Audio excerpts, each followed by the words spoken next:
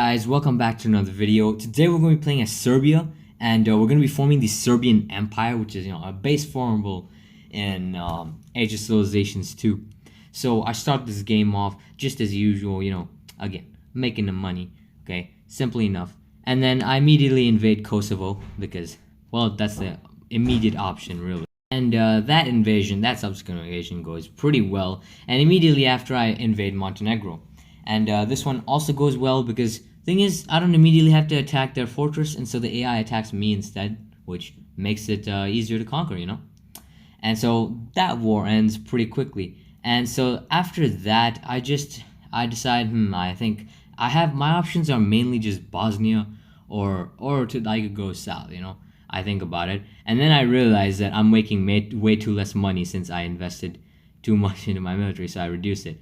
And also, a comment below last time previously suggested that I just stack research points in the ideas section, and then he basically said watch it grow, once I put things into research, and they were right.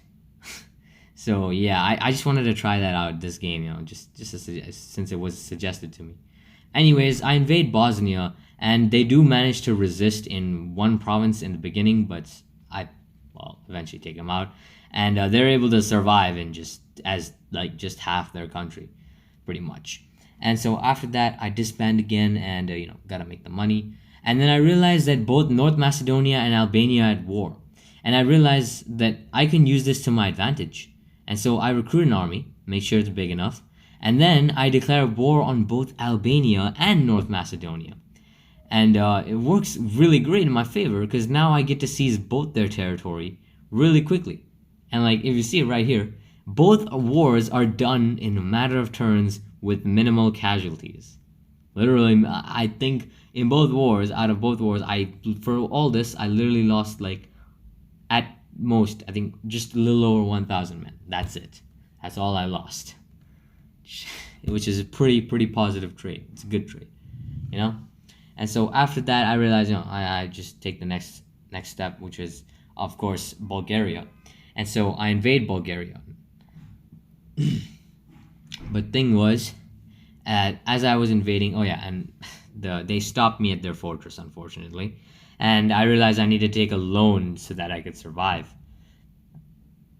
Meanwhile, in the north of their country, I was off taking provinces, but in the south, they managed to push through since they stacked 5,000 people. Meanwhile, all my conquering and attacking all around me had gotten Romania pissed enough to declare war on me. And at exactly when I'm invading Bulgaria, which kind of pissed me off, but whatever, can't do anything, Couldn't do anything about it. And for some reason, their first idea was to naval invade me, but yeah, I'm not sure about the thought process behind that. And so I realized that there's no way I'm fighting Romania. And so what I did was I think already saw, guys, but I basically got everyone around them to declare war. And the thing was, it was going good, but then Bulgaria took over Albania territory. That was fine. But then Romania started taking half of Bulgaria, and that was annoying because now they were going to give that territory back, which would, basically, and again, be annoying. And so then what happened was, since everyone was ganging up on Romania, and what ended up happening was that all the Bulgarian territory got taken by Greece. And so I realized, maybe I decided to wait until they released the territory and then went in. And then it only let me take half. And so I had to live with that. But I was glad that the war was over. And I also made sure to assimilate the Albanian provinces because the Bulgarians came and took those. And meanwhile, I made peace with Romania simply because how destroyed their country was at this point, split up by multiple nations. And I decided to finish off Bosnia while the chaos in Romania was going on. Meanwhile, so I realized that I just had a couple more two more provinces from Croatia that I needed to take over. And so I waited for a while and decided to go after them, right? And so recruited troops from Serbia, shifted some troops over because to reinforce the line. And then what I did was I got Italy to attack Slovenia, and then I got Italy to attack Croatia. I just wanted to make this as easy as possible. And so while this happened, I attacked Croatia and then decided to seize as many provinces as I could. But what happened was I pushed, right, and I succeeded, and I got the provinces I wanted. But then what happened was the Croatians counterattacked, didn't make peace, and then the Italians seized the province that I wanted. And so I was pissed. I was like, oh, screw. I was like, oh shit, I'm gonna have to fight the Italians now, which is gonna be a whole nother issue. But I decided to puppet the Croatians, by the way. But you know what I did instead? I thought about it. I thought, what can I do, right? So I'm like, okay, move this aside. And I actually decided to try this for once. I tried to buy the province, and it actually worked. It's crazy, right? Like literally, actually worked buying the province. And guys, just a little like thing, okay? The reason it worked was because Italy did not have cores on that territory. If they did, they would never sell it. That's how the AI works, guys. So just just a little. The more you know, right? The more you know. So like now you know that if the AI does take new territory, you can actually buy it from them, which is pretty cool. Now I should probably do a video experimenting on how much it costs, but well, that's for a later time. Anyways, I decided to continue on my conquest and all, and I realized that the next logical step would be Greece. So what I did was I got Hungary to attack them in the north, so that they'd lose their Romanian territory, or they'd be weakened in their Romanian territory. And then what I'd do is when they get that territory, since I need Constanza, I naval attacked, and then I attacked in mainland Greece as well. And every single one of these was successful, except I did not count for the fact that they would be attacking from Romania.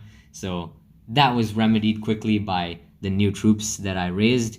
And yeah, that wasn't really an issue. And so, just like that, I was able to basically take on Greece. And the thing was, they started bringing in units from Romania that they'd actually used a lot of, well, they actually made a lot of troops. And so I started shifting units from the Greek attack to Romania. So there's a lot of unit shifting. Meanwhile, I had already seized Athens by this point. All I needed to do was liberate those provinces, the northern provinces, from Greek control. Problem was that the Greeks kept seizing new land in the north, meaning that my leverage for the peace deal was being lost slightly. But on the other hand, I had basically taken over nearly all of Greece. And so with that in mind, I literally made the peace deal. I seized all the territory I wanted and got, but the problem was I couldn't get that northern bit, and I couldn't scam the AI either. So I had to literally go after this like tiny ass, not tiny, the island chains, the Aegean islands, And I even invaded part of northern, I retook the part of northern Serbia. And that did not allow me enough score points to get Constanza, which was slightly annoying. But in the meantime, I decided to attack Bulgaria.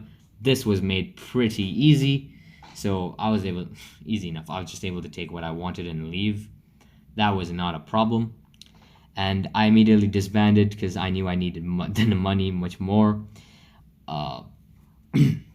And after that, it was mainly just assimilating the Greek territories.